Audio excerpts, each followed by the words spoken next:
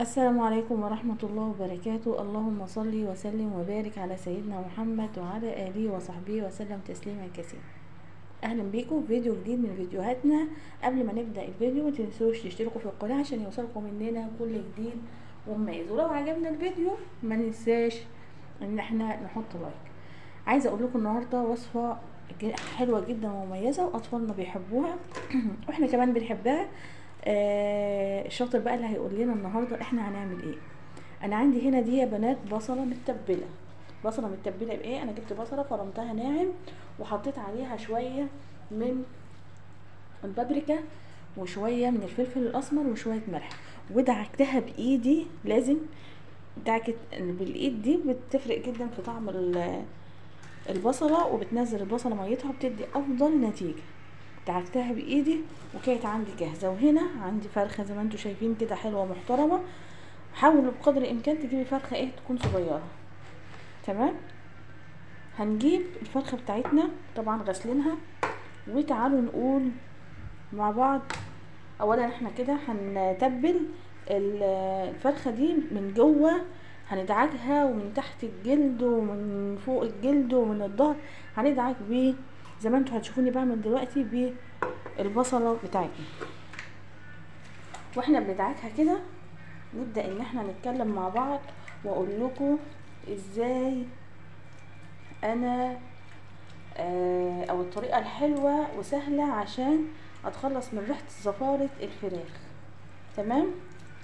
بس ادعكي حلو لان دي هتديلها طعم وتسكيره حلوه جدا للفرخه بتاعتي.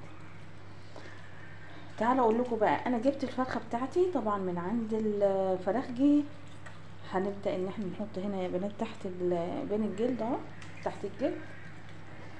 لما جبت الفرخه بتاعتي غسلتها حلو وشلت منها اي ريش، اي حاجات صغيره بتبقى باقيه فيها. بعد كده عملت ايه؟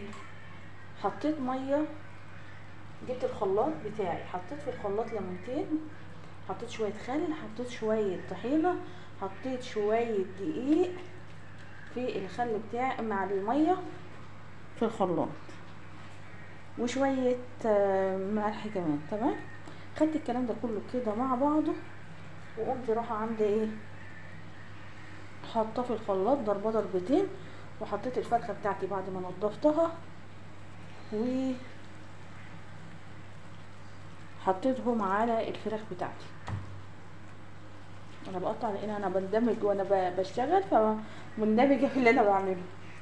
بعد كده هسيبها شويه على الفراخ على حسب بقى الوقت اللي قدامك، نص ساعه، ساعه، اكتر اقل.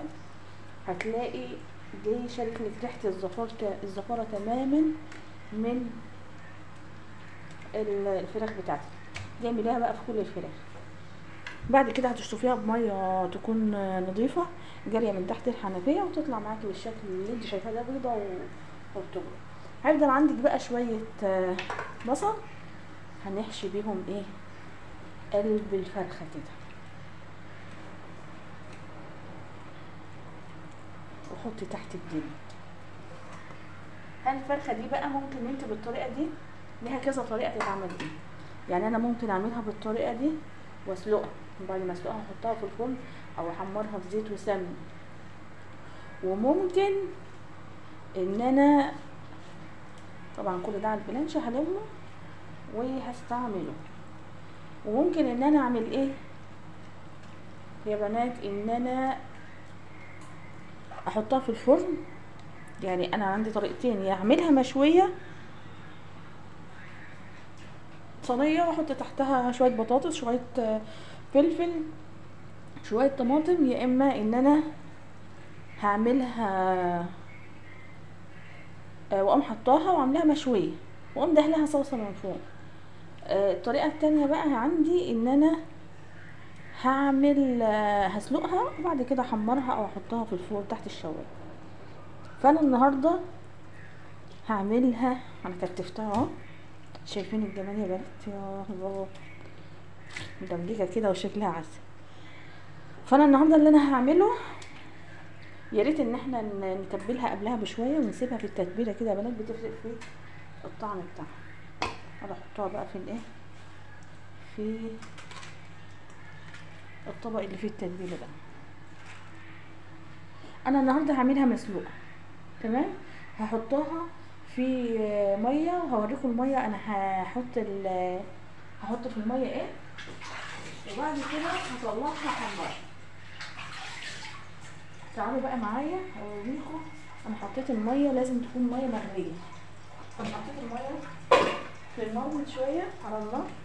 تعالوا معايا كده.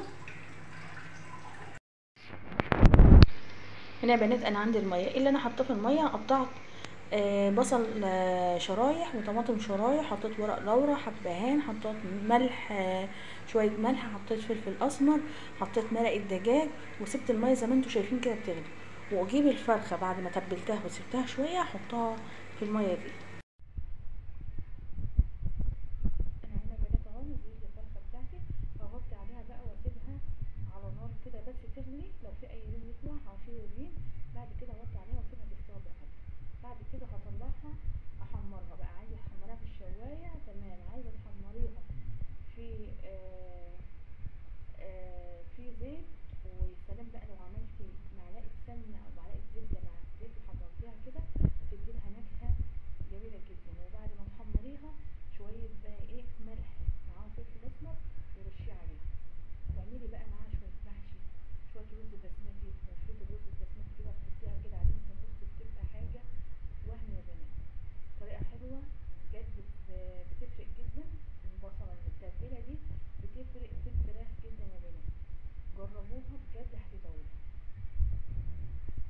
طبعا انا عشان هتاخد وقت شويه عقبال ما تستوي، فانا هقفل وهرجع اوريكم بقى لما تتحمر. لما اطلعها تستوي وتتحمر الشكل النهائي بتاعها هيكون عامل ازاي. طبعا انا سبتها يا بنات لغايه ما استوت، وبعد كده طلعتها من الميه او الشوربه بتاعتها. طبعا الشوربه دي بتبقى نازل بقى البهاريز بقى بتاع الفراخ، فبنستخدمها مرقه عادي. ممكن نعمل فيها رز بسمتي، ممكن نستخدمها مرقه عاديه نشربها، ممكن مع اي اكلات يعني. عايزه اوريكم المنظر. شايفين دي انا حمرتها في معلقتين زيت ومعلقتين سمنه، تمام. شايفين.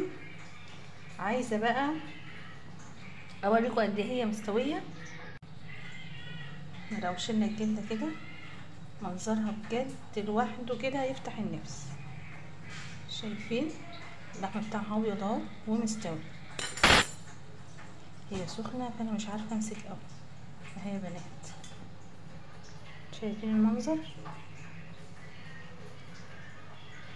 تبقى مع العزومات بجد روعه. تعمليها كده مع العزومات تبقى جميله جدا جدا. اتمنى ان الفيديو النهارده يكون نال اعجابكم. متنسوش الاشتراك في القناه وتفعيل الجرس عشان يوصلنا كل جديد ومميز.